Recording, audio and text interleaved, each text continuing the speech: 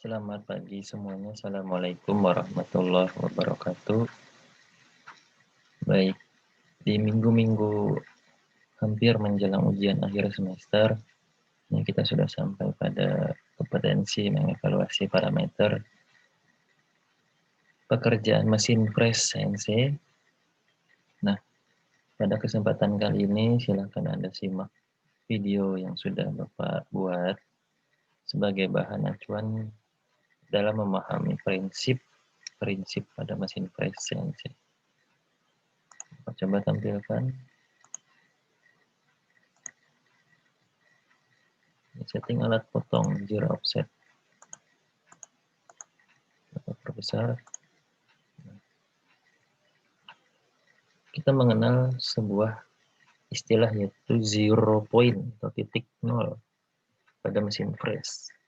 Dimana titik nol itu adalah titik belum adanya sentuhan pahat dengan benda kerja. Artinya masih memulai start. Seperti kita lari itu ada zero point atau garis start. Nah, ini adalah contoh tampilan dalam membuat zero point. Zero point yang dimaksud ini tidak mesti pada sumbu X, Y, Z bernilai 0. Kenapa?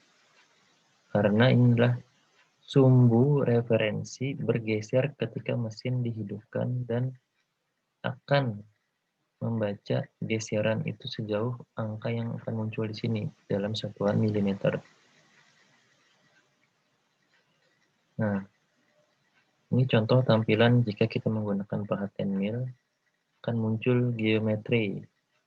Nah, geometri ini yang kita baca sebagai length panjang 1, panjang 2, dan panjang 3, serta radius pahat. L1 mana ini adalah L1. Nah, kemudian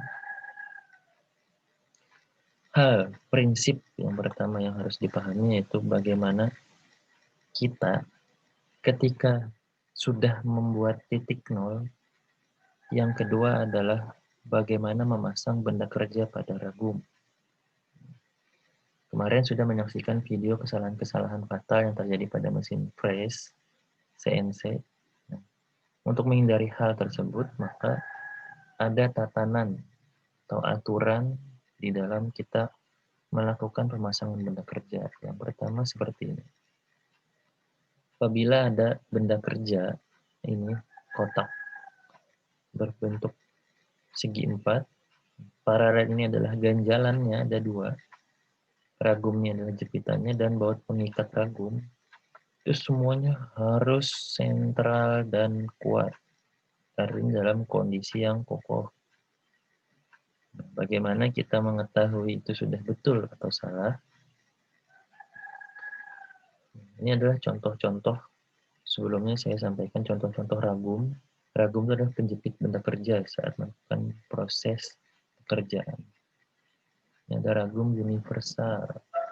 Kemudian ada ragum-ragum lainnya. Nah, ini adalah alat-alat tambahan. Ada paralel, pengganjal, penitik untuk menentukan titik. Kemudian hat and finger mengatur kerataan atau titik pojok. Ini adalah jenis-jenis alat bantu dalam kita mempresisikan alat atau benda kerja. V-block ini juga sebagai tumpuan ketika kita memasang benda kerja dalam kondisi miring. Nah, pemasangan benda kerja yang betul seperti ini untuk perbandingan. Pasanglah benda kerja pada bagian tengah, persis di tengah-tengah, tidak bagian pinggir. Nah, jika memasang di bagian pinggir, akan mengakibatkan benda itu mudah lepas, atau tidak siku, atau miring hasil pekerjaannya. Kemudian yang benar, seperti yang di sebelah kiri, adanya paralel atau ganjalan ketika ada celah di bagian bawah. Jangan tidak didukung oleh paralel, artinya tidak ada bantalan di bawahnya. Karena ketika ada hantaman dari atas atau ada dorongan dari atas, maka benda ini bisa saja turun sejauh 0 sekian mili yang mengakibatkan Bisa jadi benda itu lepas atau pahat patah atau bahkan permukaan menjadi kasar. Ketika juga memasang benda dalam keadaan tegak. Nah, bagian yang menonjol itu dibuat serendah mungkin, jangan terlalu tinggi. Bagian kanan ini terlalu tinggi. Nah, itu dapat mengakibatkan benda ini bisa lepas atau miring atau tidak siku atau bahkan rusak sama sekali dan tidak bisa dilanjutkan pekerjaannya. Nah, itu adalah bentuk-bentuk bagaimana kita memasang sebuah benda kerja dengan aturan yang baik sesuai dengan standar prosedur. Nah, ini adalah jenis-jenis alat potong. Berbagai jenis end mill, ada bar end mill, plain mill, kemudian dove mill. Tapi kebanyakan yang dipakai adalah end mill. Ini adalah contoh-contoh. Mata pisau atau mata pahat. Atau jika jenis pahatnya adalah yang besar, itu ada insert seperti mata pisau sisipan. Kemudian ini cara-cara teknik pemakanan, ada face mill, memakan bagian permukaan, ada cell and mill, jadi dia bisa langsung melakukan pekerjaan dalam sejauh kedalaman yang lumayan besar. Artinya tidak hanya tipis tapi dia dalam, dan jenis pahatnya pun juga tebal. Ada tool insert, nah ini agak sedikit kecil diameternya, dan long hole untuk membuat lubang dalam. Oke. Memasang. Sekarang memasang alat potong yang betul. Susunannya adalah yang pertama, ingat harus ada collet. Collet itu pegas atau pengencang pada bagian atas mesin yang langsung berhubungan dengan pahat. Ini jenis-jenis end mill, cutter holder, cell, dan tool holder. Nah, perhatikan, pencekaman alat potong harap diperhatikan bahwa lubang tirus, spindle, dan poros tirus arbor bebas dari kotoran dan debu. Artinya harus bersih. Pencemangan collet dilakukan untuk batang alat potong yang berbentuk silindris. Nah, seperti ini. Jadi susunannya adalah holder, collet, end mill. Nah, end mill ini bermacam-macam, silahkan disesuaikan. Tapi susunannya adalah 1, 2, 3.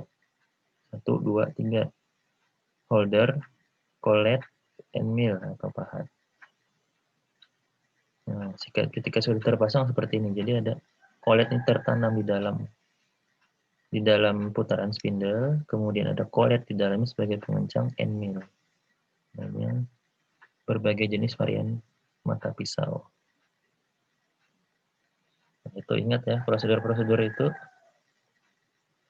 Mudah-mudahan kalian bisa memahami materi hari ini. Sekian dari Bapak. Semoga selalu dalam kondisi sehat, kondisi bahagia. Jangan lupa bersyukur dan selalu ingat bahwa orang yang akan berhasil adalah orang yang memiliki kelebihan 1-2 langkah dibanding dengan teman-teman yang lain. Tetap semangat. Sampai jumpa besok di mata pelajaran selanjutnya. Selamat pagi semuanya. Assalamualaikum warahmatullahi wabarakatuh.